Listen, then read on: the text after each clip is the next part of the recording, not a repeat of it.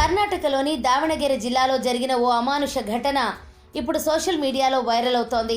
Pension కోసం ఓ బామ్మ పడిన కష్టం నెటిజన్ల మనసును కరిగిస్తోంది. ఎండలో పింఛన్ కోసం బామ్మ 2 కిలోమీటర్ల దూరాన్ని 8 గంటల పాటు పాకుతూ వెళ్లే వీడియో చూసిన వారి హృదయాన్ని కలచివేస్తోంది.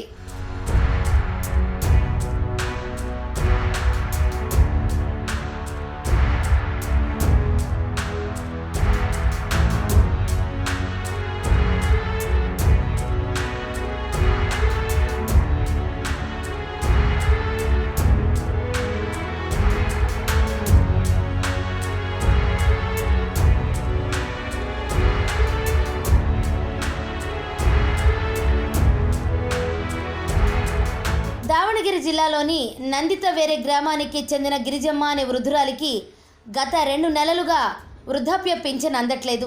దీంతో ఆమె స్థానికంగా ఉన్న పోస్ట్ మ్యాన్ను ఈ విషయమై అడిగింది.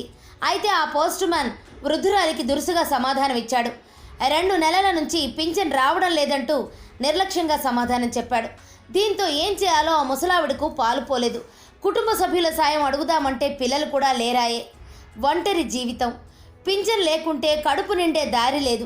ఏం జరిగిందో కనుక్కుందామని పోస్టాఫీస్ వద్దకు వెళ్ళడానికి డబ్బులు కూడా లేవు.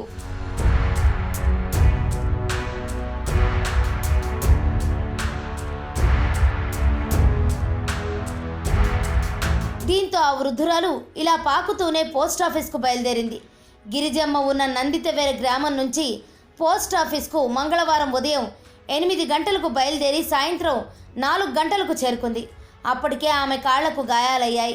అయితే ముసలావిడ కష్టాన్ని ఎవరో వీడియో తీసి సోషల్ మీడియాలో షేర్ చేశారు.